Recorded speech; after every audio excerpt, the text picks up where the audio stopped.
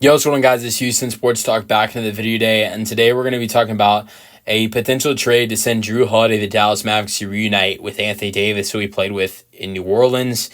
There was an article on Bleacher Report today, that was blockbuster trades for desperate teams, and I guess in this trade, the desperate team I think you could say would be the Boston Celtics. I think pre-draft lottery, I think you could look at the Dallas Mavericks as a desperate team, but I wouldn't look at them like that them with them getting the number one overall pick in Cooper Flag. But one thing they really need is a point guard to fill in for Kyrie Irving for the first 2 months of the season, and this trade would help with that. And honestly, Kyrie is targeting for a January return. But in this potential trade, if you get Jrue Holiday and you add in a great player like Jrue Holiday, you can look at Kyrie Irving and say, if you want to shoot for January and that's when you want to come back, that's great. But you don't have to rush to come back, and maybe February you can return if that's maybe better for you, because it'd be okay since we have Jrue Holiday.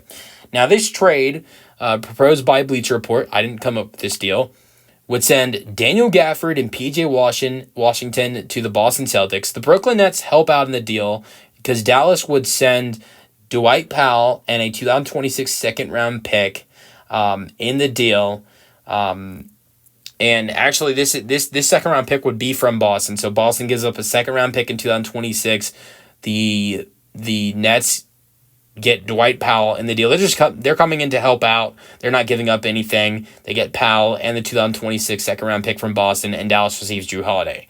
Now, like I said, they need a point guard to begin out the season with them not having Kyrie for the first couple months of the season, and Jrue Holiday would be a great fit. Now, here's the only thing I wonder is if you add in Jrue Holiday, I mean, what is it when what is it with when Kyrie comes back? What is Jrue Holiday's role in this team when Kyrie comes back? Because I know Jrue Holiday's getting older and he's 34 years old, but this is still a great player. I think a starting caliber player. And I don't know if Jrue Holiday is a starting caliber player on this Dallas Mavericks team once Kyrie comes back. Because do you put Klay Thompson on the bench? Obviously, I think Cooper Flag, Anthony Davis, and Derek Lively are starters. I mean, I think in the world you could look at potentially putting AD at the 5, Cooper Flag at the 4, then Clay's at the 3, and then Jrue Holiday's at the 2, and Kyrie's at the 1.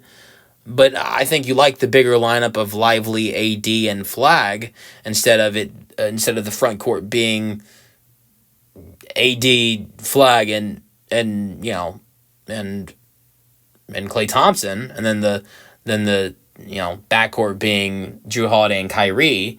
So Jrue Holiday would potentially come off the bench. In these last 2 years with Boston, he's started in every single game, and that's 131 games. With Milwaukee being an all-star in the 2022-23 season, he started in 65 of 67 games. With Milwaukee in 3 seasons, he played 193 games, started in 185. And New Orleans in the 2019-20 season, started in 61 of 61 games. New Orleans in the 2018-19 season, 67 games, 67 starts. 2017-18 season, 81 games, 81 starts. This is a guy in the last couple seasons, since 2017-18 season, really the last 8 seasons, he's been a starter. He's only come off the bench for 8 games in the last 8 seasons. So that'd be a new role for him that he has not really done. He hasn't done it. He hasn't come off the bench consistently since the 2015-16 season.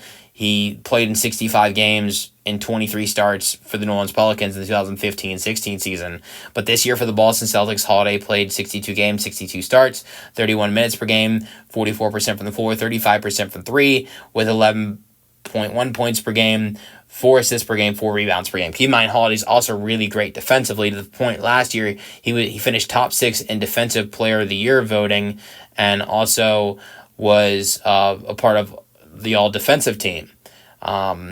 And so that was a big accomplishment for him with how good he was defensively last year. But 69 games, 69 starts last year for Boston, 33 minutes per game, shot 48% from the floor and 43% from three for the Boston Celtics in last year's season, averaging 13 points per game with 5 assists per game and 5 rebounds per game. So he'd be a great addition, but I think the question would be about what would his role be after Kyrie comes back. Now for Boston, you get P.J. Washington and Daniel Gafford. They'd be good additions.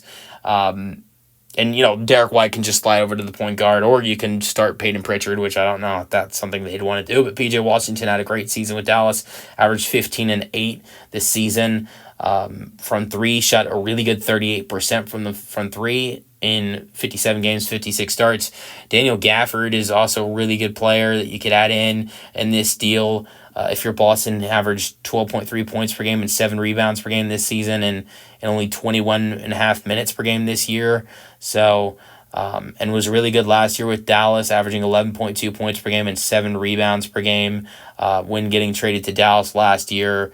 And that was in 21 minutes per game. I mean, look at some of the shooting percentage with Dallas these last 2 years. 70% field goal percentage this year on 7 attempts. 78% from field goal percentage on six and a half attempts. Last year in Dallas's playoff run, Gafford wasn't amazing, but he was okay. From the floor, shot an amazing 63%.